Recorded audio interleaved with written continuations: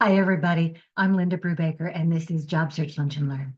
We're a job seeker support group, and we're here to give you advice, support, some networking, and lots of job search tips.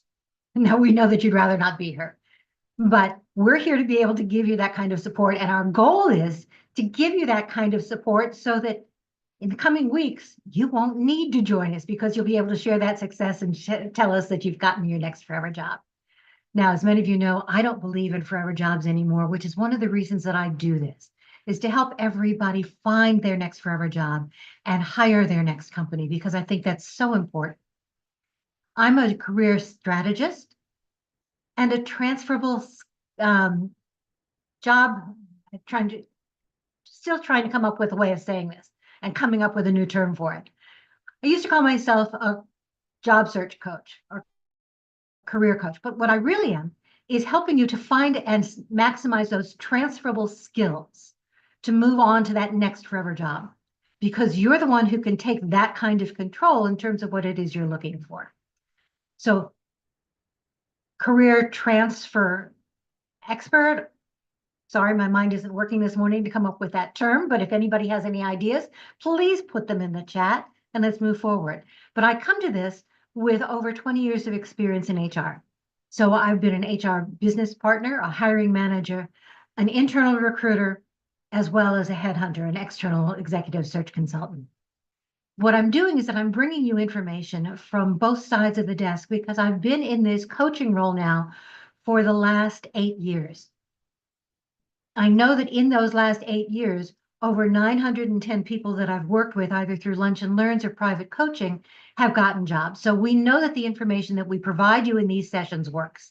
You're going to get lots of different points of view. And that's one of the things that I love about this, is that we all support each other. You're going to hear from Ken and Sue in just a minute. They're going to introduce themselves as well. They're my colleagues, and they're here to support you as well. One of the things we want to do is make sure that you're getting your questions answered. So when you've got a question, make sure you put it in the chat with the word question all in caps. If you're new to the group, put the word new all in caps before your information so that we can find you. If you've got a success that you want to share, you can put that all in caps as well, the word success, so that again, we can find you. We're going to be using the raised hand function. There are enough of us on the screen right now that we want to make sure that everybody gets that opportunity to speak. So when you raise your hand, it will be easier for us to find you. Okay. This is my labor of love. I do this as my give back. Want to help you all succeed. But one of the things that I do to support that is some job search or career transitions coaching. There's a word, career transitions coach. But I'm going to put my information in the chat, and that's the last of my cell. So if you want to join me for that, I'm working with several of you already. I would love to continue to work with more. That's me. I'm going to add my information into the chat, and I'm going to ask Ken and Sue to introduce themselves as well. Hey, Ken. Hi, how are you, everyone? I'm Kenneth Lang. I'm here to support all of you, Linda and Sue. So great to be colleagues of yours. I'm actually based out of northern New Jersey, near New York City. And it's interesting, Linda, you talked about changing what we're looking to do. So I actually changed my headline to Job Seeker Cheerleader today because I Oh, I think that love that. makes a lot of sense. And what I've been doing the last few weeks is I've been listing networking events on a newsletter, which I created here, which is a great mechanism, I think, for a lot of people here to find out what's going on. And I'm always looking for people to add events to the newsletter.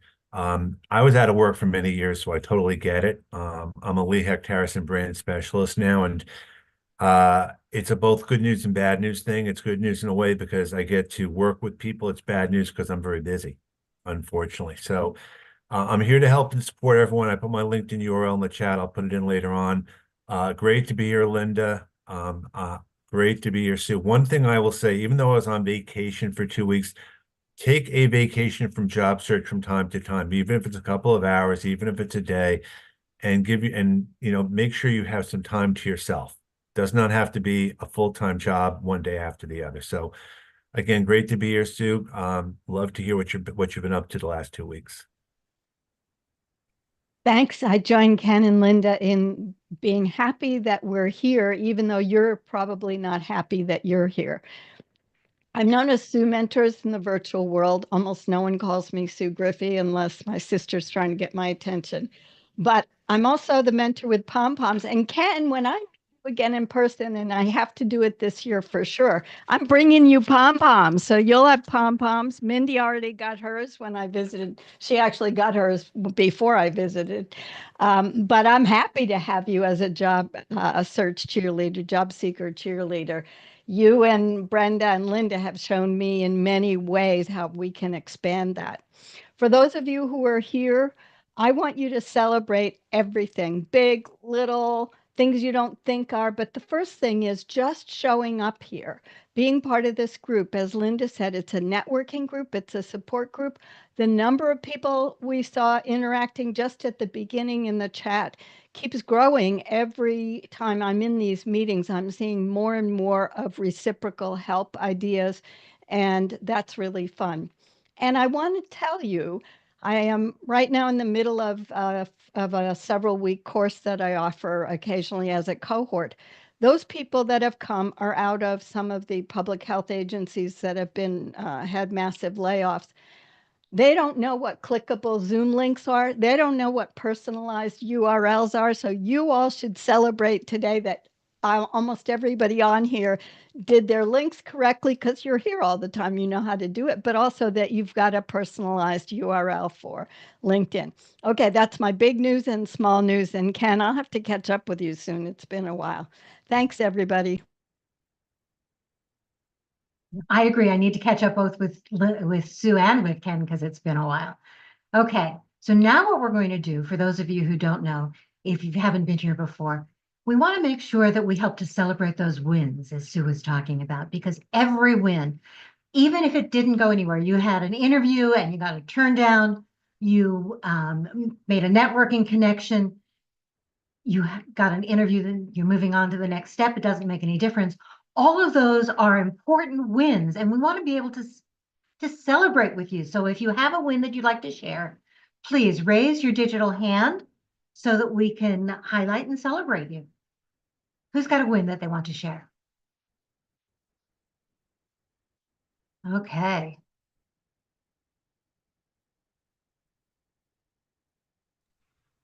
Hey there. Hey there. Can you change the angle on your camera so that we can see more than just there you go. Hi there. My name is Desiree Bartholomew, and I have a potential win. It hasn't fully materialized yet, but history. I interviewed with this consulting group in December, the day after my last contract ended.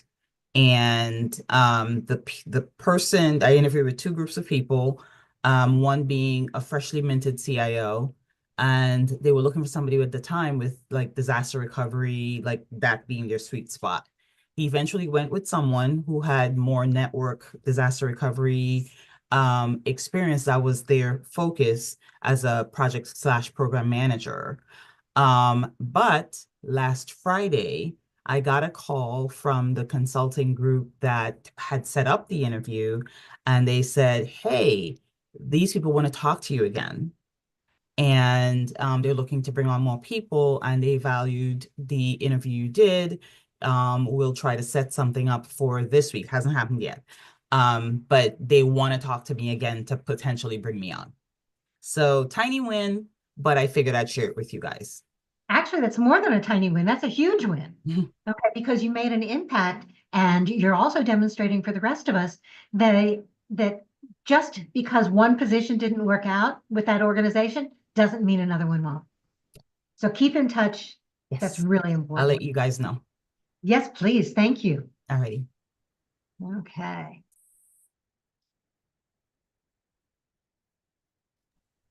Hey, Stephen. Hi, everyone. My win is that I had a screening interview yesterday with a talent acquisition person. I got in with the company through a networking contact that I used to work with. And the great thing about the interview yesterday is, I mean, it was really short. It was like maybe 20 minutes in total. And she's like, I'm kind of done with my questions. And she kind of deferred me to ask my questions the next interview, which was a great sign. So she immediately set me up with the hiring manager right there on the call. So I really appreciated that from her. I thanked her later via the note, that I love your proactiveness in really getting this done. And I'll be talking to the hiring manager tomorrow. So I reached back out to my contact there and I was asking her for insight on the hiring manager and maybe what her focus and priorities are. And she sent me this great paragraph of all these things that the hiring manager, like how her work style, her priorities, and so on. So I'm prepping today to kind of make sure I cover those things on the interview tomorrow. So that's my win. Hopefully I can report a better win even next week. Thanks. Actually, that's huge. One of the things that I love about that is that it's a former colleague, somebody who really knows you. A lot of the networking contacts that we're trying to get us to move into these jobs don't really know us. But this one not only knows you, but knows the hiring manager and is giving you the insights, which is absolutely fantastic. The idea of asking that contact after you've had that screening interview or even before for what are the hot buttons, what are they looking for, what's the style, absolutely gives you that leg up. Congratulations. Thank you.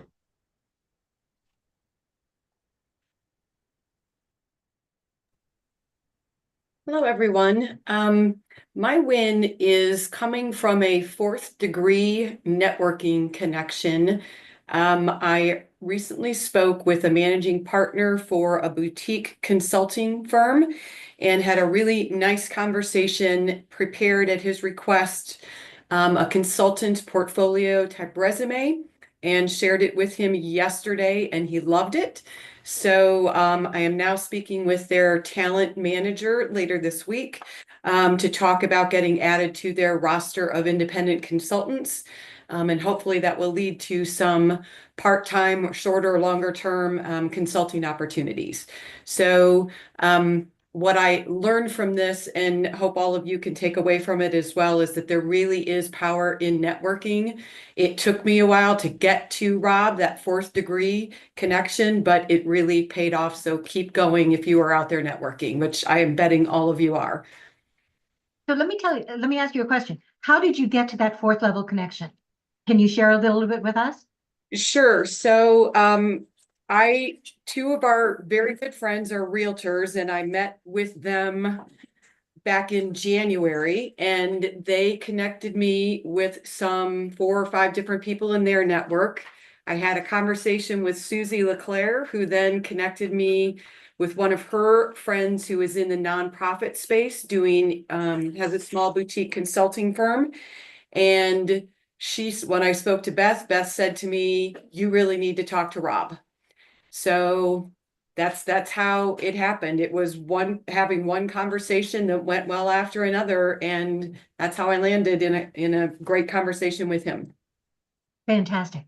And one of the things that you all should take away from this is that after every networking conversation, who else would you recommend that I speak to?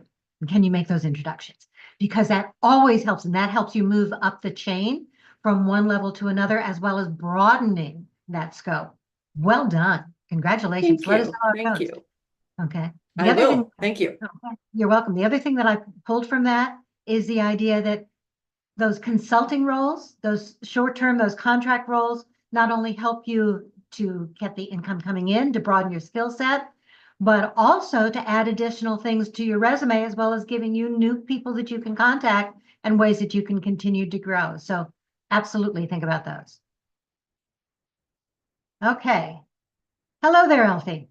Hi, everybody. So I wasn't here last week, but a couple things happened. Number one is I did secure a part-time sort of evening weekend events facility management job. And this was through a conversation I had with one of the educators over at the King County Forest Preserve in my area. I'm involved in a naturalist program, got to talking, and they said, oh, there are a couple openings in this area, you should apply. And so therefore I got the job, great. But that's not my daytime thing. That's going to be my fun thing. Also yesterday, I learned that my WIOA application was approved, so that's a good thing. Next steps, it takes a long time. I think I started like February 12th, just so that you guys know, it takes a very long time, but it's worth persisting and going through all the pieces that you need to go through. I did receive a reject just this morning on a long-term temp assignment. But, I'm still pursuing that avenue. This one was for a project meeting event type of situation. And other than that, I have just been pursuing all the angles by still being involved in all the organizations and associations I volunteer for, because I find that is a real good way to connect and show your skills while you're looking for a new position. Absolutely. And not only that, it also helps you broaden your networking connections as well as potential references. Perfect. Okay. By the way, I want to remind you all that a WIOA grant is a federal grant. What that means is that you don't have to pay for the training. It's provided through a grant from the federal government. It's regulated by the states. So states get to determine what programs there are and how much money you would get. In fact, each individual county gets to make the determination based on how many people they think they're getting through the program, how many dollars you're eligible for, and it's a lifetime benefit. If you are applying for it, please remember that you find out information by either Googling WIOA programs in your state or going through your state unemployment office and their website, and it will show you how to find that link to that training and that application. I highly, highly recommend those programs. I'm going to give you a caveat though. It's not just the states and those WIOA grantors who know how much money you are eligible for. It's also the WIOA providers, those who are actually going to be doing the training. So some of the providers are absolutely fantastic, the ones who are doing the training, some of them not so much. If you want some hints in terms of how to find out whether or not it is a good program, please DM me, set up a call or a conversation afterwards, and let's talk. And if you're concerned about whether or not this is a program that would meet your needs, double check. A lot of them are trying to, when you're contacting the providers themselves, many of them are going to try and sell you programs because they want to use all your money. And the programs that they're selling are the ones that they most want to fill, not necessarily the ones that are going to be most useful for you. But absolutely fantastic. Yeah, just to let you know, when I put in the application at first, it asked me whether I wanted to select a specific provider, and I said no. So that's pretty much open right now. Good. And you will still have to do that before you get the grant, but you need to do the exploration and the checking. Yeah, Okay. I'll contact you about that. That's fine. Thank you. Okay. Hey, Drew. Hi, I had a small win around connecting. Saw a position that I'm really interested in at a company. I went online, applied, and then searched to see if I had any contacts there. And it turned out a former supplier, someone that I worked with over 16 years ago, was now at this company. So I reached out to her to try to schedule some time to find out information about the company, and reached out, and literally within 5 or 6 minutes, she replied, said, yes, we scheduled time for this Friday to chat. And she offered to refer me. So I sent her my resume and she put me through the referral process. And I'm speaking with her on Friday, and then I'm hoping to get out of that who the hiring manager is, as well as information on the company. Then hopefully she can go speak to the hiring manager on my behalf. But it was just a nice, again, someone I hadn't spoken to probably in 16 years. She replied almost instantly with, yes, I'm happy to talk, and I'll refer you. So it was just a nice, made you feel good, right? There's humanity, there are some good people out there. There really are. And those networking contacts are really important. So don't worry about how long ago they were, whether it's first, second, third, or fourth level connection. If you talk to them, if you can build that relationship, that's really important. But you also said something else that's really important, Drew, at least in my mind. And that's the idea of if you see a job that's useful, that you think is a great fit for you, apply anyway. Don't wait for those networking connections. Those networking connections can come after the application process. Okay. It doesn't have to be just having somebody walk it down the road. It really does work. Apply on the company's website, make those connections, and then follow up. Perfect. Congratulations. Thanks. We'll see what comes of it. Absolutely. Hello, Marianne. Hi there.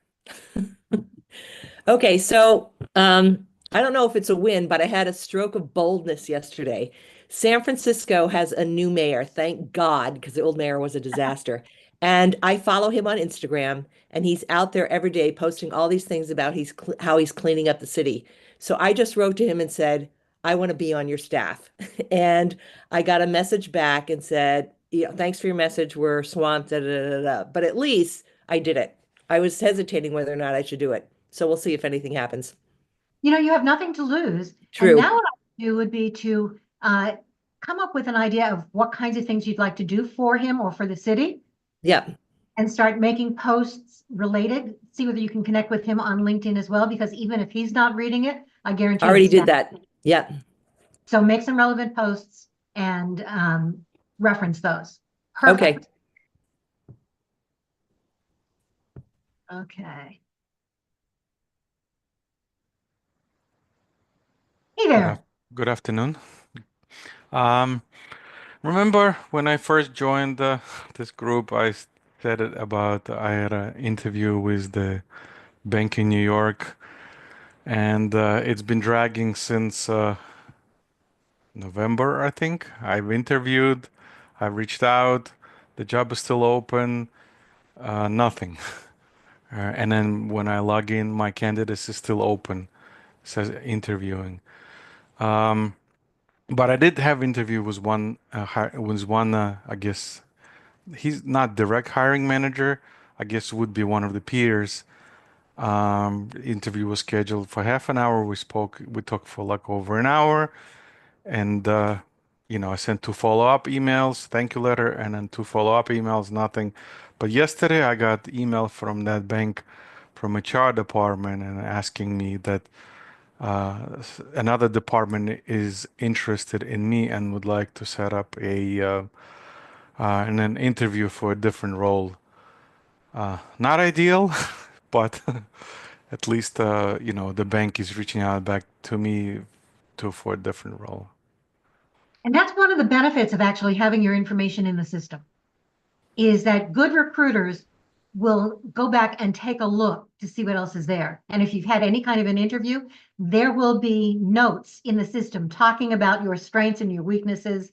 A little bit of information there goes a long way to help other recruiters in that organization see whether or not you might be a fit and whether they want to reach out for other positions. So I think that's great. And we had at least one person last week who was talking about interviewing for a position because the company had said, you're not a fit for this one, but we would like to be able to talk to you about a next role. Would you be interested? So it always is a useful thing. And when you get rejected from something, reach back out, thank them, ask them what you might be able to do better to keep up in touch with them and apply for new positions moving forward, what you can do to improve your skills, okay, what you could do to enhance what you do to make yourself a better fit for this or other roles in the future. Okay, ask them to be the mentor. That keeping in touch, you'd be surprised at how far that goes. From a recruiter, hiring manager, HR perspective, So few people do that. So few people follow up that way that it makes you instantly memorable. When your name comes back up in another realm, they will remember, they will go back and look, and you will be one of the people that they will think of for those roles. And that's fantastic. But how would you, since I got the email expressing the interest, I guess, I replied asking for 10-15 minutes time, anytime they have to meet with that HR person. Or should you just reply to him, yes, I'm interested, set it up? So I would have just said, yeah, I'm excited to move forward. Here's, looking forward to the next conversations.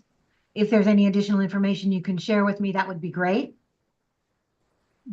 But the HR person may not be, HR is busy. Okay, I remember in my recruiting days, there were times when I was handling as many as 48 positions at the same time. So they're trying to do more with less. Having just a generalized conversation may not work. Okay, just in terms of their time frame, but asking for specific information about a job and telling them that you're interested and ready to move forward, asking for advice there will work. Okay, at least more often than not. Okay. Okay, no guarantees. Thank you. Absolutely. By the way, if you have applied for a job, whether you've had an interview or not, and you notice that after a period of time, you didn't go anywhere, you got the rejection, the job is still open and it's been months, or you see the job posted again, reach back out, tell them you're still interested, ask if you can resubmit a new resume, updating your resume in that system and to that recruiter. It brings you back top of mind again, gives you an opportunity to have now looked at what else is out there and to really customize and tailor what you're doing to the way that job is currently worded and to what's going on in their market right now. The goal of any application is to show how you can solve their problems. The goal of any of those interview responses is to show how you can solve their problems. So by coming back in, you will often find that they will say, yes, sure, go ahead and resubmit. And let's see what happens. Okay, you have nothing to lose by doing that.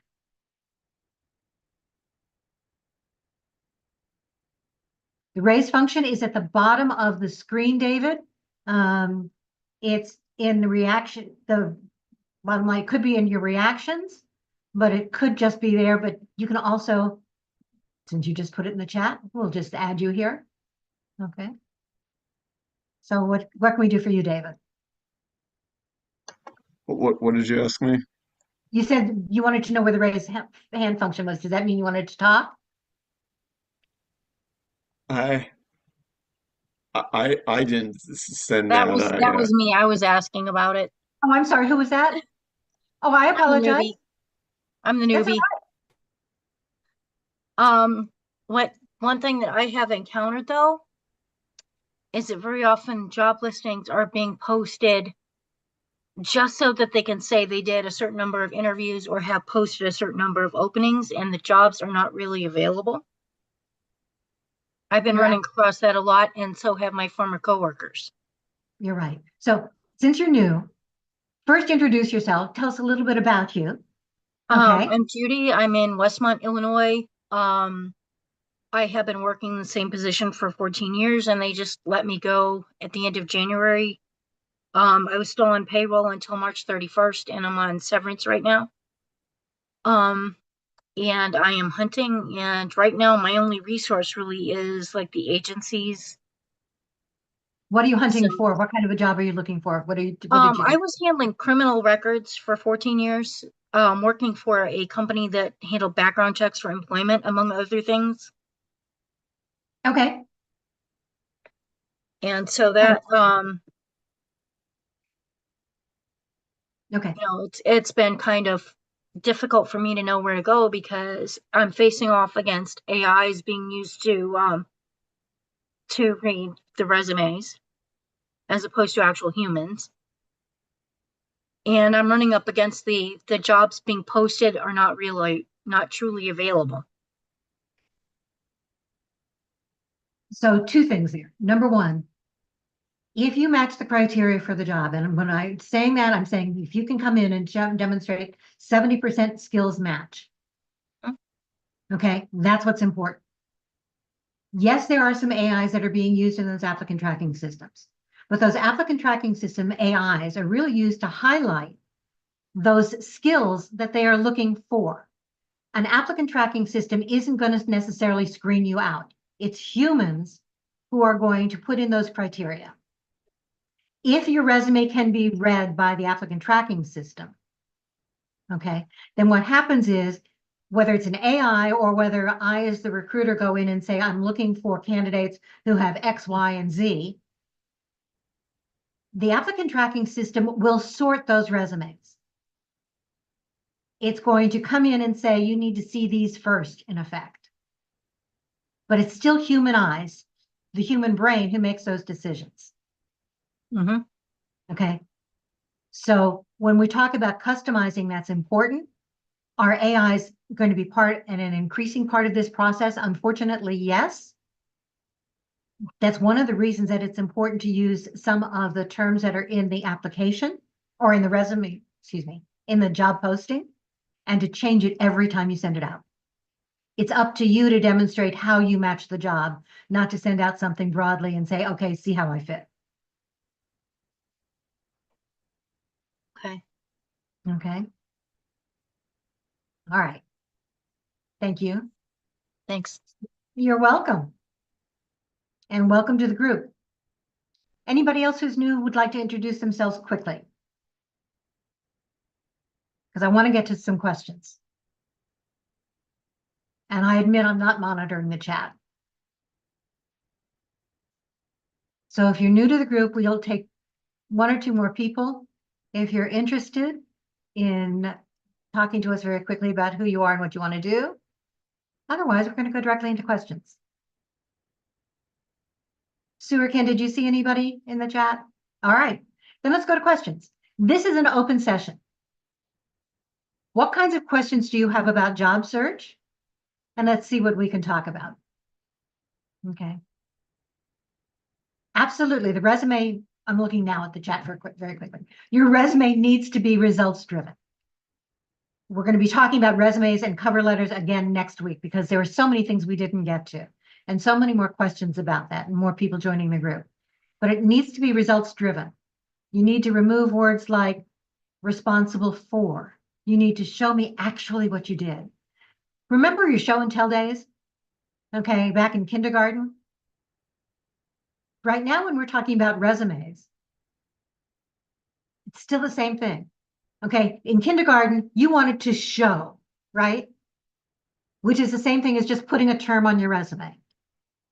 What's more important is telling about it, excuse me, from the kindergarten days.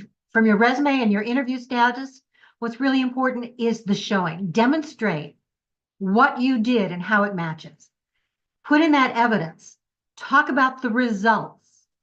Show me how it matches what I need, and you are much more likely to have a conversation and to move forward. So that's really important. Okay, questions? Okay, if you have one, please raise your digital hand.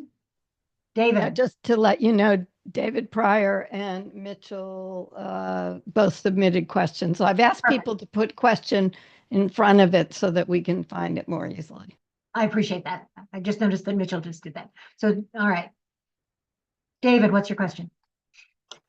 Is networking on LinkedIn more effective if you target people who currently have job titles that you've held in the past? Not necessarily. Okay. It's effective if you are telling them why you want to reach out to them. A generalized, gee, I'd like to have a conversation is not as effective as saying, you know, here's something about you. I'd like to learn more about how you got there. What you like about what you do, and build that relationship that way. Okay. I'm going to come back to that in a minute. Ken and Sue, do you have anything to add to that? Want to chime in? I just want to clarify, though, that generally what you want to be reaching out to is people who have the work you want to go forward and be doing. Take that advantage if you can. Certainly people who've had the job title, you've had a job title and they're doing it, may give you an indication of different opportunities to take that work forward. But remember, each time you have a chance to look for jobs, you want to be pushing yourself to be able to get more progress in your career as much as possible. So I would look forward rather than at what matches you right now. Not only that, you also want to remember that job titles vary so much from company to company. So look at what it is they're doing. It's important. If you haven't gone to their profile when you're asking for that networking connection or the conversation, okay, you're much less likely to actually have somebody reach back out to you. You need to have something there that shows that you've really taken advantage of what it is they do. You know who they are and why you're reaching out. I think it's important also to make sure you have the skills on there that match the jobs, and at least in a very general way. Go to the job titles that are on there, and you can add up to 50 or 100 skills and have the top skills on the top, because recruiters are going to do Boolean searches on the top skills. And I think a lot of people make mistakes and don't put those skills on. They make assumptions. The more the better. And I think that's an important thing. That's an important thing. I know we talk about that a lot at Lehigh Harrison too. If I don't know what you're doing, how is anyone else going to know what you're doing? Absolutely. And remember too, that you can modify those skills at any time. I highly recommend that everybody go through your skill set on LinkedIn. If it's something you no longer want to do, something that you no longer want to be found for in a Boolean search, remove it. If you haven't added it, add it in. So the one that I'm thinking about, for example, how many of us still have Microsoft Office as part of those skills? If Microsoft Office at this point, unless you're looking for an admin kind of a role, is almost like saying that you know how to answer the telephone. It's not a skill, and that's one of the challenges we have. People put down what they think are quote unquote skills when it's pretty much assumed, like if you don't have it, where are you? I mean, you got to think about skills in a very specific way. Absolutely.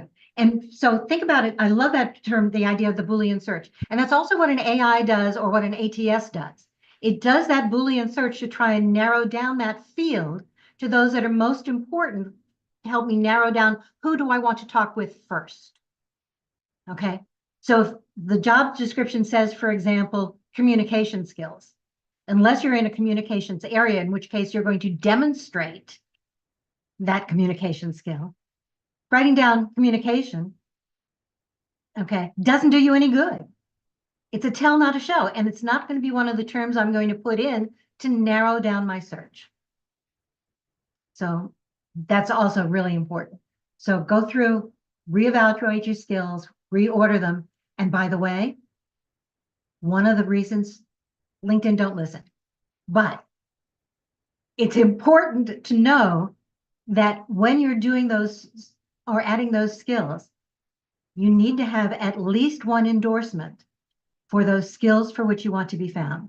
The more endorsements you have for the skill for which you want to be found, the more likely you are to move up higher in that search criteria. Now, here's where the LinkedIn don't listen part comes in. There is a difference between a recommendation and an endorsement. With a recommendation, that person really needs to know what you've done. They need to be able to speak to it. An endorsement, we'd love for you to be able to ask for endorsements from people who really know what you do, but the algorithm doesn't care. I would also just say very quickly, because this is something we get all the time at Lehigh Harrison. People still put references upon request on resume. No.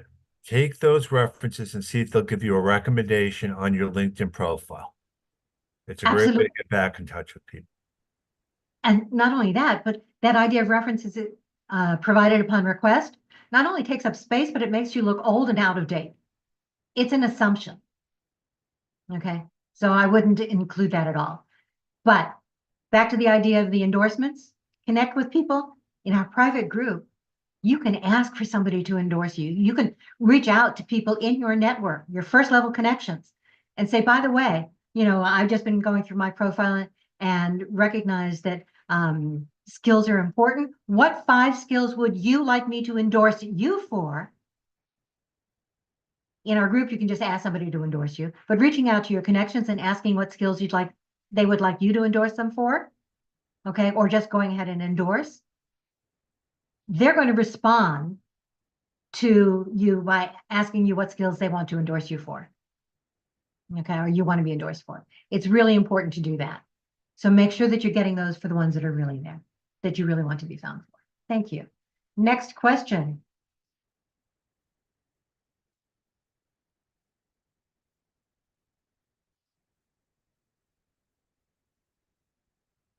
My question was in the chat after David's.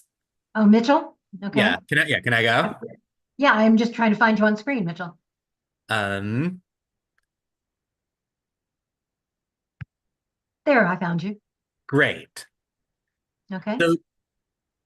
So this is really mostly for my peace of mind. So Linda, you know this. I had a third interview for a job on Thursday. I sent a thank you email, got a response back on Friday saying that they will get back to me as soon as possible. It's now Wednesday. I haven't heard anything. So how long after an interview do you think is appropriate to wait to reach back out if you haven't gotten an update?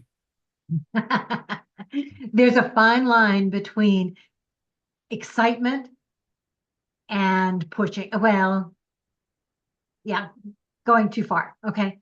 But you got a perfect way to do it. So Mitchell was on vacation.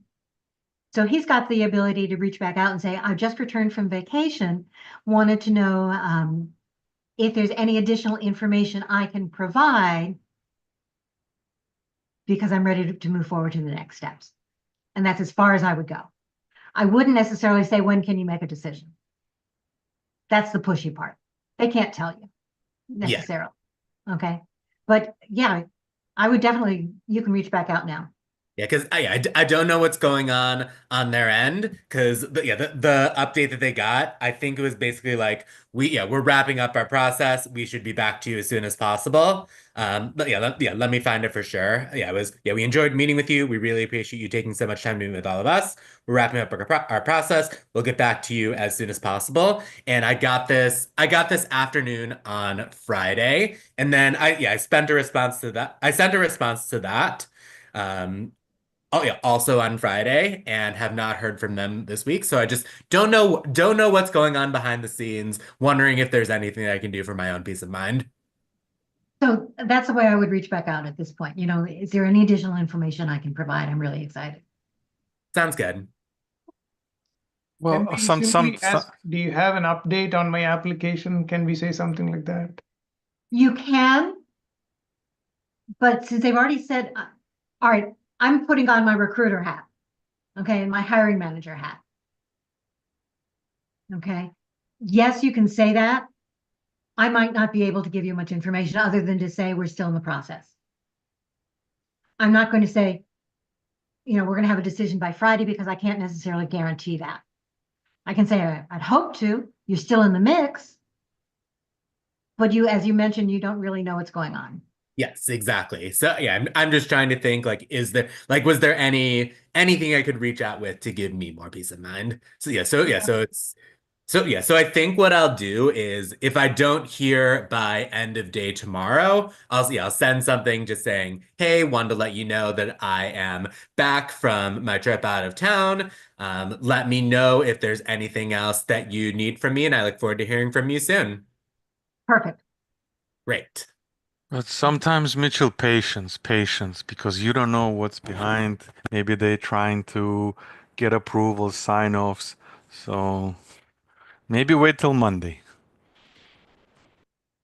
Now, especially because this was affiliated with the university, Mitchell, do you know when their spring break was? Yeah, so their spring break was actually when I had my first interview. So two of the staff members came in, and we did a Zoom call during their spring break. So then they were back from spring break last week when I had the 2 other interviews. So now they're back in full swing. Got it. Okay. So reach out when you can. Yes.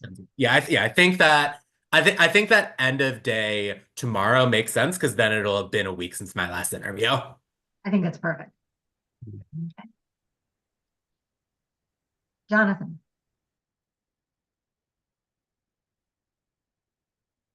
Hi.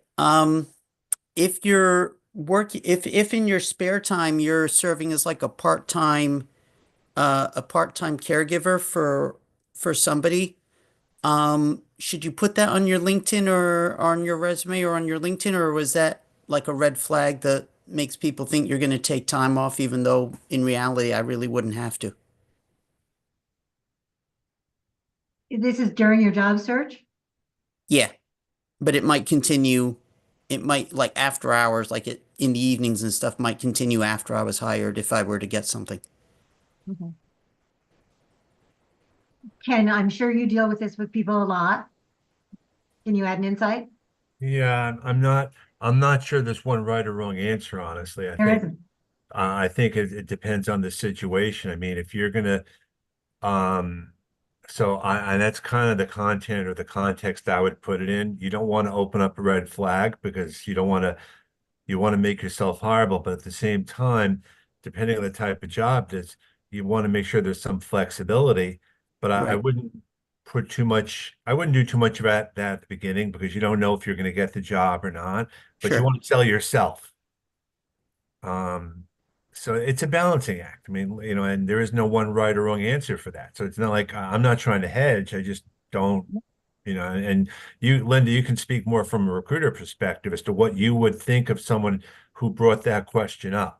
Or just like if I had it on my link, should I put it on my No, LinkedIn? no, no, Okay. no, no, no, no, no, no, no, no, no, no, no, no, no. Gotcha. Okay. No. But by the same token, there are things that you're learning in that caregiving role that are Yeah. giving you some skills. Okay. Yeah. I And mean, that's what I depending was on- thinking. It does give me some skills that otherwise I wouldn't have had, but Right. But there are other ways of phrasing it. Yeah, absolutely. Whether it's however you do it, it's an example of what you're doing now, however you position it. But to say like, hey, I'm doing this other stuff, unless you've been out for a while and it's a long-term thing, I would be very cautious about that because once it's out there, there's a certain factor that will Stigma? come into play. Yes, unfortunately, that's true. But for a lot of people, and a lot of women too, primarily, you take that time off to do that caregiving role, to stay with your kids, whatever it is, you're learning those skills. So should you add something on your profile or on your resume to talk about that? Maybe, but I wouldn't necessarily call it caregiving because, yeah, just like put It's- something in a skills section or something. absolutely. Okay. And you can talk about it in a variety of different ways as well. Okay. Thanks. Thank you. You're welcome. Next question.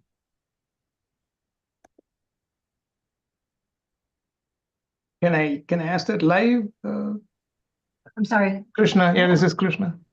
Uh-huh. Okay, so this is just a follow-up on what Mitch was saying. So, I mean, when I joined this group a little over a month ago, and that was, or maybe the beginning of March, I had an interview, the first interview with HR on February 28th.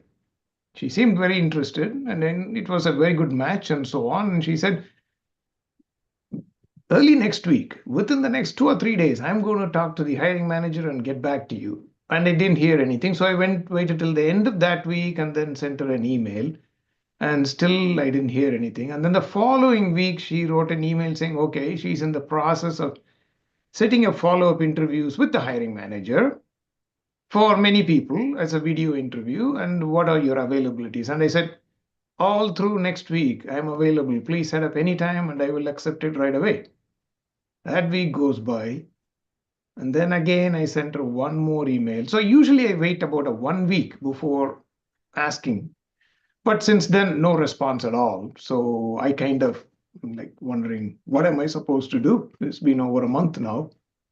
Should I send a reminder maybe once in 2 weeks or just let it rest? So is the job still posted as open? Yes, it is. It's posted. It's been posted since January. Okay.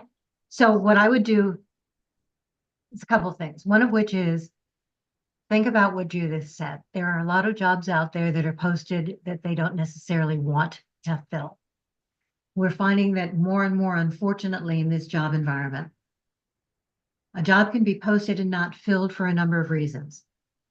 Either they're posting it and they already have somebody internally that they're going to fill it with, or they have an external candidate already in mind. They're posting it because they're trying to, unfortunately, give the information to their employees that, you know, we know you're overworked, but we've got all these extra openings out here. You're going to have that relief soon. Okay. Or in some cases, they're just keeping them open just to keep their options open. But the company may have decided no longer to fill it and just haven't taken it down, so that when it's fillable again, they've got that ready pipeline. It could be that they've changed the specs. Could be that the budget has gone away, that they're putting things on hold for a while because this is a very strange hiring economy right now, and we don't know what's going to happen. So could you reach back out? You could. I wouldn't say, you know, you could say, where do I stand in the process, but more, you know, I'm really interested. Love to know what else I can provide you. Okay. What additional information I can provide. And love to hear your thoughts as well. Okay. I'd love to be able to keep in touch and move forward to the next steps. But I would also make sure that you've connected with the company online and on LinkedIn, that you've listed that spot on the company webpage on their About section that says, I'm interested in future openings, that you start following and commenting on some of the posts that the company is making, and that some of those people that you've spoken with are making, as well as other people in the company. That too will be very useful. One of the things we are finding, by the way, in this economy is that networking is a very strange thing. You know, we all talk about having those personal connections, but networking doesn't just have to mean that you've had those conversations. If you have connected with people in the company and you are commenting on some of those posts or even just connecting, some recruiters are telling me now that the more connections you have within the company, those first level connections, second level connections, the more likely they are to want to talk with you. It says that you're really interested in that organization. So go ahead and make those connections. It will never hurt you and will always help. Okay. Yep. Thanks. By the way, Sue and Ken, if you all have anything else to add to these things, what do you all think in terms of follow-up? I'm sighing because it's hard from a job seeker perspective. You definitely want to follow up right away, but life gets in the way with recruiters and resumes and budget and things. I would probably follow up once, but I wouldn't just follow up and say, hey, what's going on? Definitely a reminder, just checking in to let the person know you're interested in the position, but then I would move on. Because you just can't keep waiting. And you just don't know what's going on behind the scenes. That's exactly right. Yeah. Okay. And as a recruiter, putting on that hat, I'd like to know that you were interested, but I don't want to be hounded. Okay. So give me a reason to want to reach back out and to know that you're still interested, and I will follow up. But I have something that I can say. From the recruiter's I point think of view, is there any harm in just saying that the position is on hold or anything at all, or they just don't want to share anything? They may not have a whole lot of information to And share. they may not want to, and you don't know. I mean, the recruiter's the middle person. I mean, they're getting what they can from a hiring manager, and sometimes it's a case of the hiring manager changing the specs along the way based on the people applying for the job. So that same job may be reposted with 2 or 3 words different. You just don't know. I mean, it's an impossible situation. That's what I'm saying.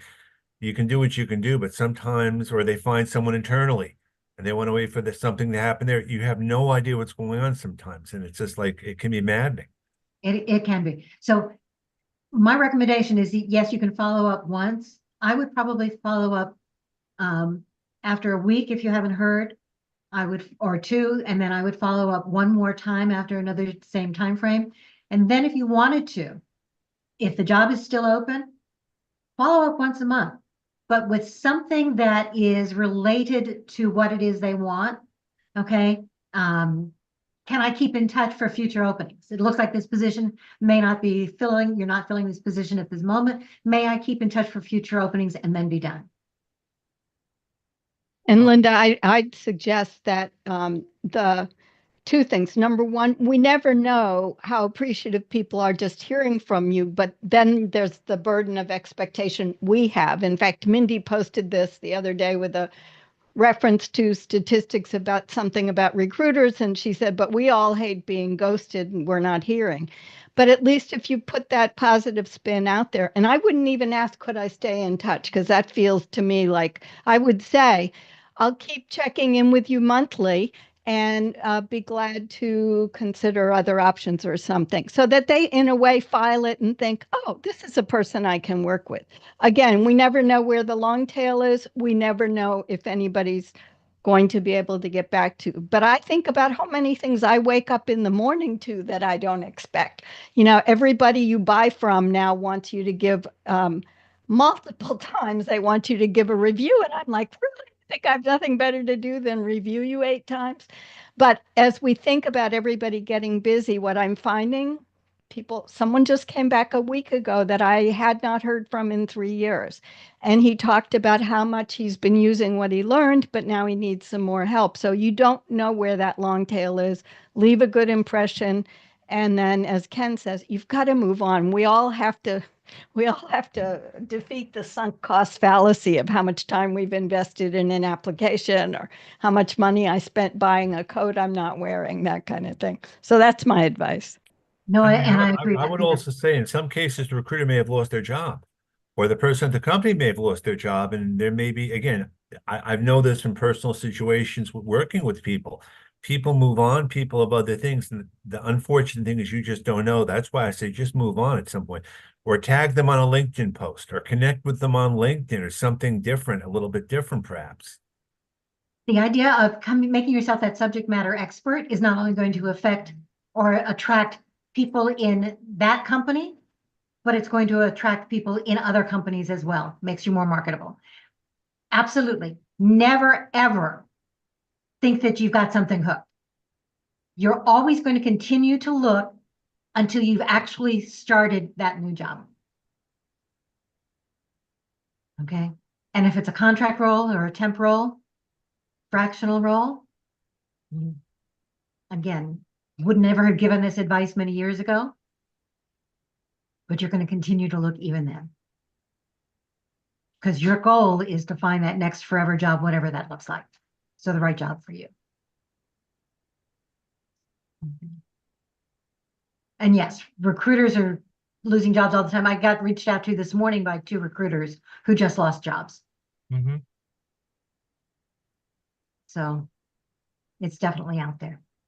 Yeah, Marty Labman just lost his most recent consulting assignments, and now I'm working with him, just as a friend to friend. I mean, it's just what happens. It is. Okay. I got reached out to this morning by somebody that I've worked with as a recruiter probably 15 years or more ago. Mm-hmm. Okay. Who just lost his assignment, his job. So that's why you want to stay in touch with people all the time, because one of the hardest things to do is to reach out to someone who you haven't heard from for a while. That's why a recommendation, just some way to check in. Absolutely. Yeah.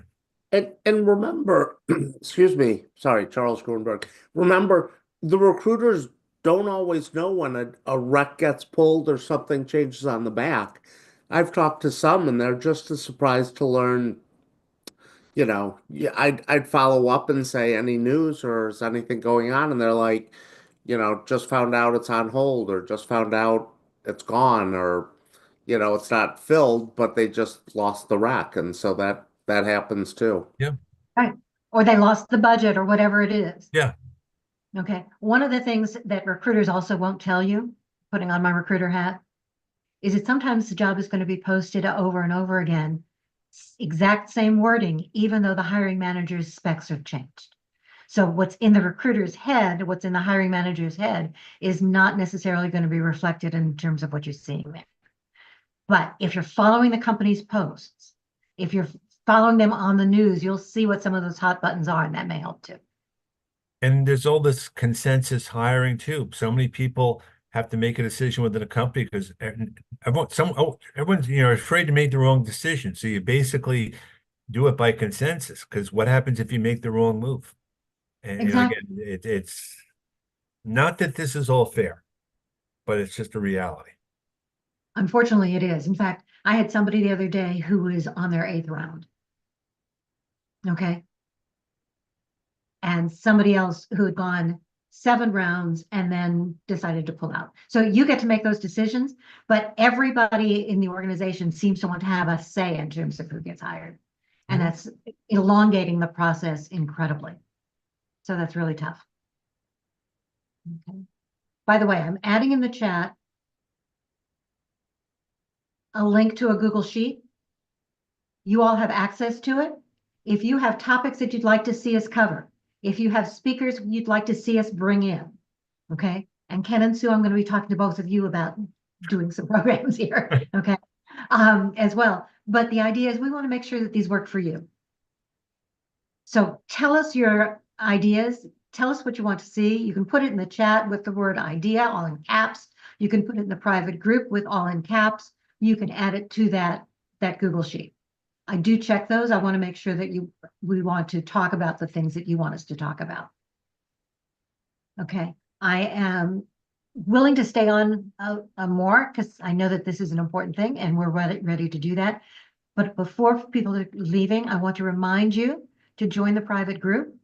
I want to remind you to copy the chat to connect with one another. If you don't know how to copy the chat, if you're on a PC, go to the top of the screen where it says Job Search Lunch and Learn, and you'll see 3 dots. Go in there and there's something that says Save Chat. You can also do it the old-fashioned way, scroll all the way up or down from the bottom, do Control-C or copy, and then put it into a document of your own. I will also have it in the private group this afternoon so that we can make sure that you can have it that way if there's no other way you can do it. Okay. Next week, we're going to be talking about resumes and cover letters again, because there was so much that we didn't get a chance to cover. So bring your questions, bring your ideas, and we will go from there. There was something in the chat that I saw earlier about the resume that, and we were talking ATS. A resume that is human friendly is also going to be one that's going to be ATS friendly. The only time you really need 2 separate resumes would be, in my view, okay, is as a recruiter, okay, is if you are in a creative kind of a role. Right. Okay, and you want to demonstrate that kind of creativity, but then you may want to have one that you're sending indirectly or you're bringing to an interview or sending to them before the interview. But in terms of the initial application, those creative resumes don't get read by an ATS. And they're honestly difficult to read on the screen. And for the most part, that's what I'm doing, is reading it on the screen. Linda, I have another question if you have time. Yeah, this is Krishna. Yeah. So this is about contingent recruiters. So I'm working with one actually based in New Jersey. So contingent recruiters, of course, first they want to know what the salary expectations are. So if it is, I mean, much lower, I mean, they say, hey, do you want to be considered or not?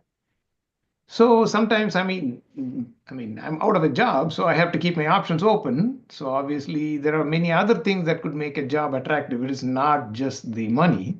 So I said, yes, please consider me and take me through the process. But this one particular recruiter, he keeps kind of hammering me on, okay, this is what you're going to get. This is what you're going to get. Are you okay with it? I said, I already told you I'm willing to consider. So is this a red flag or what do you think? So, Ken, you've never done that, right? You've never done the contingency recruiting? No, I've never done recruiting. I mean, I have my pushback comments and things or questions when I used to get those emails. I usually turn around and say, what is your budget for the position? Internally as well as externally. Absolutely. They know what the budget is. Yeah, they know what the budget is. And they're just, in some cases, they're looking to make a certain amount of money or profit or something or an expectation. So I always like to turn around, what is your budget? And if Yep. they won't answer that question, then, that's a red flag. That would always be a red flag to me. If you can't tell me or don't want to share with me the budget, then I don't know that I want to share anything else with you. And When you say budget, do you mean the but range? their budget for the Right. position. Let's Right. say they have a project manager position and they have a range in mind of 90 to 110,000 or whatever it is based on experience, based on whatever. They know that going in. Mhm. The recruiter may say, well, I'm going to give you 60 to 80 because I want to make the rest as profit. You don't know that. Oh, is that a possibility? I mean, No, what meaning can I thought the you make it recruiters, profit? they would just get a percentage of the first Okay. year salary of the. So for a contingency recruiter, okay, a good contingency recruiter will never take an assignment or will never send in a position, candidate for a position without knowing what that range is. They really won't. And you're right. They make their money only when they make a placement. So it is to their advantage to know what the company's budget is for that role, because they can only send in X number of people for the job. Okay. In addition, they make their money only when they make that placement, and it is a percentage of what your initial first year salary is. So their goal is to get you as much as possible within that range. Now, internally, okay, if I'm an internal recruiter, yes, I know what that range is. I know what that budget is. And in that case, as an internal recruiter, if I can get top talent for low bucks, it's exactly what I'm going to do. Mm-hmm. Okay, because that contributes to the company's bottom line and makes me shine. So it's that difference in perspective between internal versus external. And also many of these salary discussions doesn't seem to be very meaningful until there is an offer, right? All you can say is, I'm willing, I'm negotiable, I'm willing to consider all options and so on. Yep. And then you just wait for the offer, at which point you can do whatever, could you, would you, and all that stuff. So Right. So go ahead, Ken.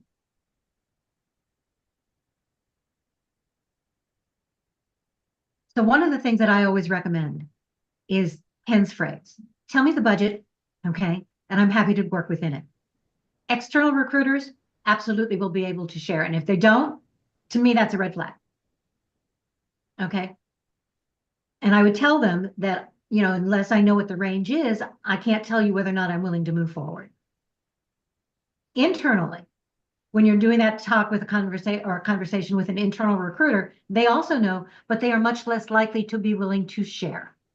And if they ask for references in the beginning, never give them, because they're just looking for people that they can poach for possible jobs too. Exactly. Okay. So be very careful about what you're giving to people, especially the external recruiters. Okay. Some of them are not as ethical as we'd like them to be. Nope. Okay. Sorry about that. And there are a lot of scam artists out there, both in terms of jobs and recruiters. So check them out. Oh, check them out first. With an internal, then yes, you want to be able to postpone that discussion on salary as long as possible. Go in with your information if they keep pressing. First is, too early to talk about it. I'd rather have those conversations afterwards. Sometimes the recruiter is going to be really pushy and say, I need to know what you're looking for. Tell me what the range is or what the budget is, and I'm happy to tell you if I can work within it. oh yeah, this recruiter did tell me what it was, and I said, yeah, I can work in that, and that I would think that should be the end of it, but I mean, this one did go. And then, in which case I would question the external recruiter, because that external recruiter is being much too pushy, and I would say, I'm sorry, at this point, this is the best I can tell you based on what I know about the job. Did you look up the recruiter on LinkedIn? Oh Which yeah, I used to do, which I used to do all the time. Oh Oh, yeah, yeah, absolutely. It's been around for a decade or more, so. Okay. I would also check out the company itself, not only on LinkedIn, but off. Mm-hmm. And I'm talking about the recruiting firm in this case. Yeah, If it's an absolutely. external recruiter.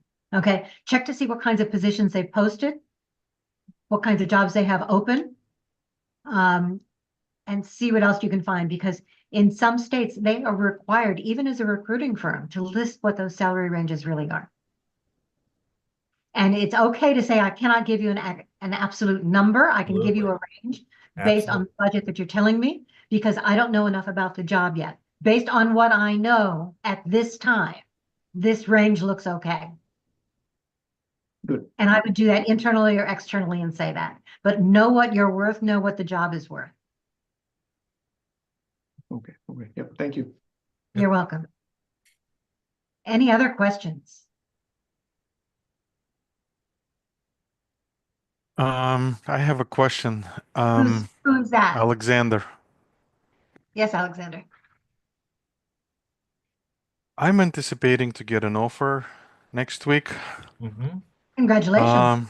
Well, I got a phone call from HR from another bank, and they said they would like to make an offer next week because the manager is on PTO this week, and she asked me if that's okay. And she already named the number, but the number for me it's kind of low. It's like midpoint of the range that was in the salary. Can you guys, how do I negotiate if the offer is presented next week to me in writing? Unless you want to do it like, I don't want to take up other people's No, time. that's okay. It's a question that a lot of people probably Yeah. have. Okay. I mean, sometimes benefits can be negotiated time off. It's a big bank, it's standard. Well, how do you know unless you ask? Because I worked there before, I know. Okay. Okay. So the larger the company, the less likely they are to be able to negotiate on things Right. like benefits. Okay, Yes. because they come up with internal problems. You might be able to negotiate in terms of the salary a little bit. Maybe If you're you are- starting, maybe you're starting in time, perhaps, if that is helpful. Or maybe a day or two from home. One of the Well, things it's standard hybrid, 3 days in office, 2 days Okay. home, But it and might there be- is no negotiation in that. but you might be able to negotiate, make it 2 days in the office and 3 days at home, if that's No. important. No, they track attendance. But even so, even if you get the job, there's nothing to stop you from looking for other jobs. No, I Exactly. know that. As long Okay. as it's not, I mean, as long as it's not on their devices, obviously. Right. Yes, Now, of course. again, hiring manager and recruiter standpoint, putting on those hats.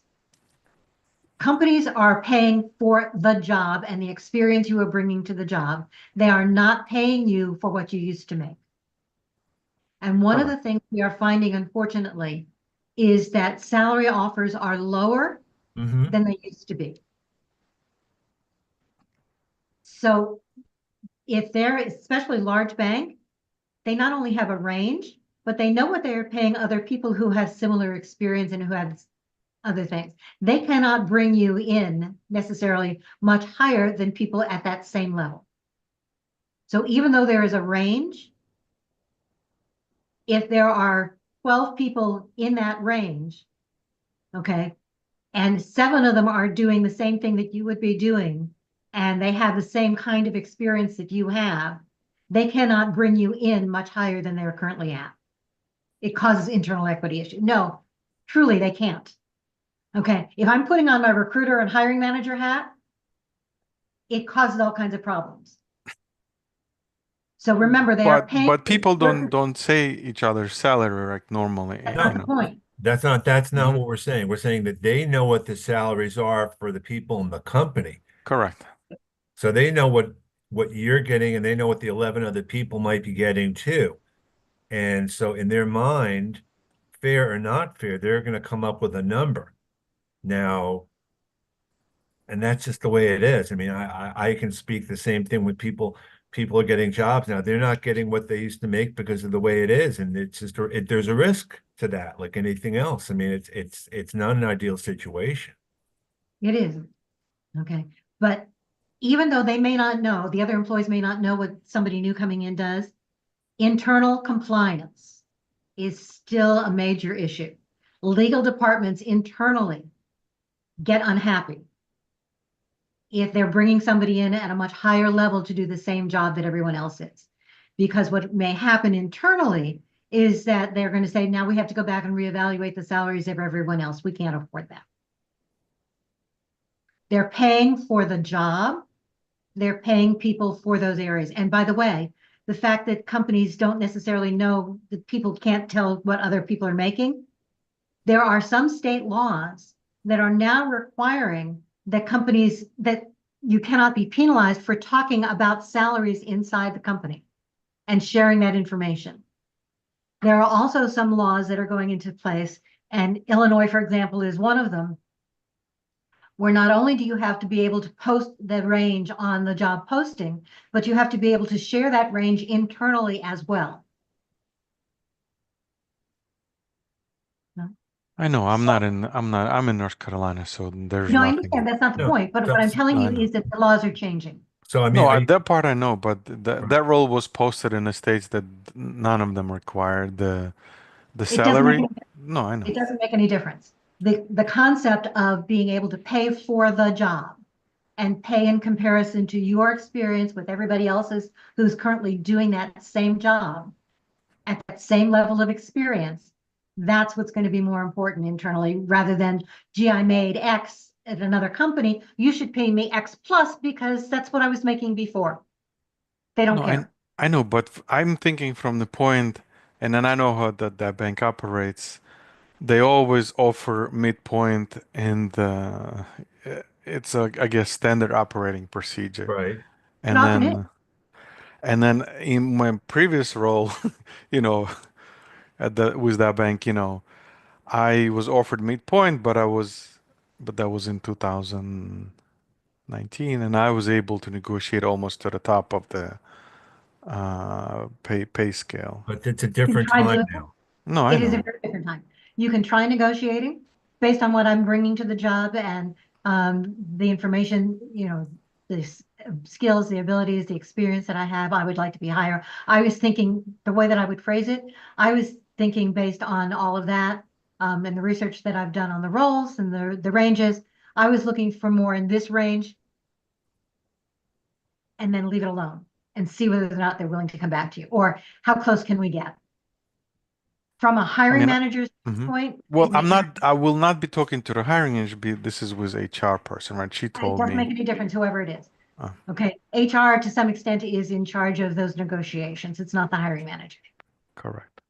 From a hiring manager and an HR standpoint, one of the reasons that we try and stay below or right around the midpoint as the high range, so we need to give you an ability to grow within that range because the ranges don't change that much from year to year.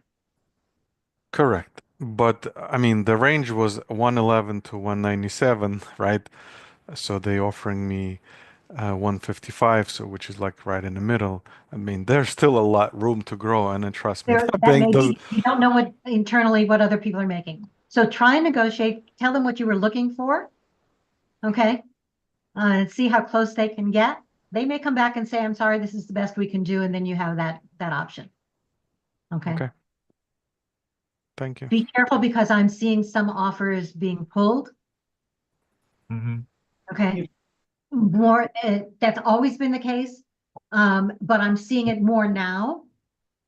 And one of the things some recruiters are telling me is that because those salary ranges have changed, those salary expectations have changed from the company standpoint, but not from the prospective employee standpoint, there's a disconnect. Okay.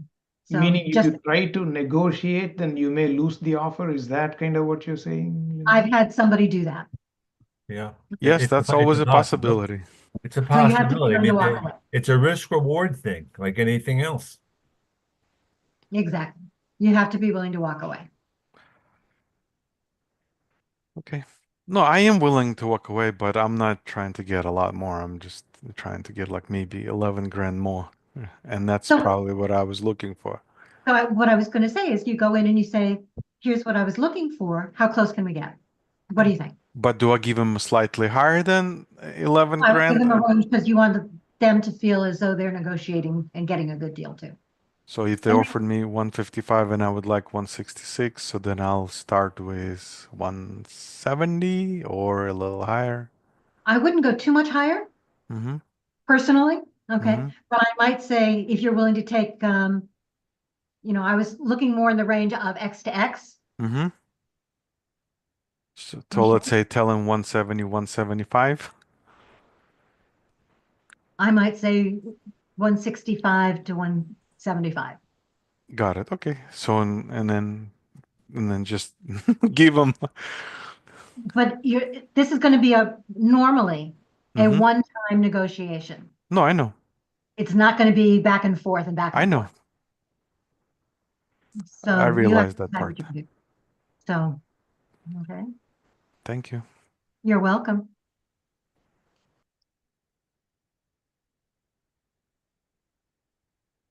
For those of you who've hung in, thank you very much. Any other questions? Otherwise, we will see you next week. Hey Linda, this is AJ. I got a quick question for you. How do you handle a situation in the application when they ask you to list your former supervisor's information where you don't either have contact because it's been years or respectfully they have been deceased? Like, what do you put in? How do you So respond to that and when it's a required field? what I would do is you can put in the name and the company name where they worked that you worked with them at, and leave it alone. You can put in the company's information rather than their personal information. Great, thank you. Mhm. Most people aren't going to reach out to the old recruiter, the old hiring managers anyway. They'll reach out to the company. And you have no way of knowing if that person's even there anymore. It's not your job. Exactly No, right. and Back it's It's up. not your job to do that. It's exactly, it's on them, not you. Correct. So most of the time what'll happen is when you list your references, when you get to that point in the process, and remember, you're not listing references on that application unless it is a required field, and it's normally only required for government roles and educational roles. Okay, otherwise you can leave them alone. But when you're doing that, you're going to tell them who you want them to contact, and you're reaching out to that person first. So that means you do have their contact information. You've gotten their approval. You've been able to use that reference as a salesperson for you. Here's the role I'm looking for. Here's the role I've applied for. Here's what their hot buttons are. Can you speak to that? So you tell them what kinds of things you want them to talk about. Thank you. Uh-huh.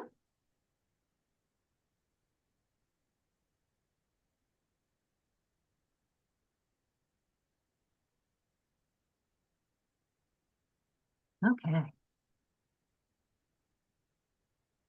Anything else we can do for you at this point? Make sure you're bringing your questions next week so that we can see them. And we're happy to share any of that information that we can to answer your questions. We're going to be talking about resumes and cover letters, and yes, we'll be talking about the ATS. Okay.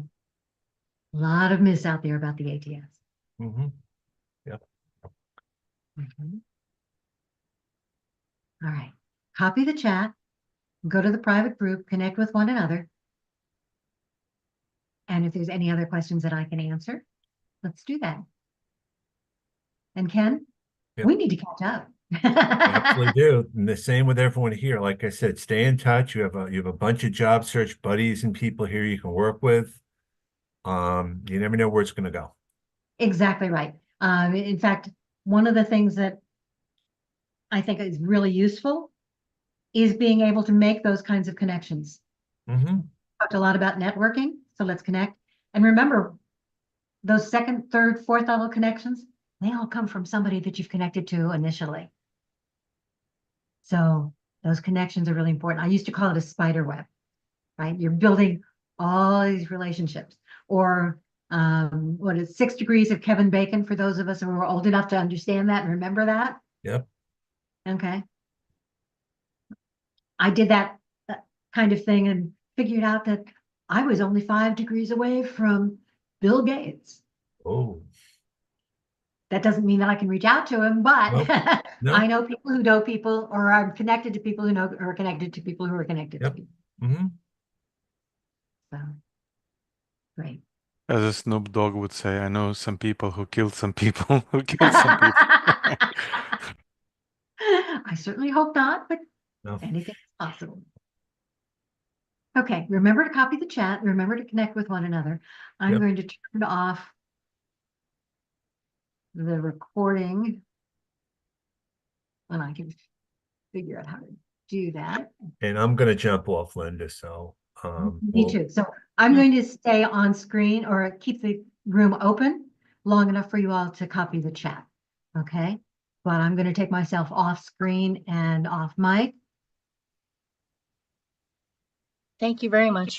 Thank you. Have a You're good day. very welcome. Talk to you all soon. Thanks, Bye now. everyone.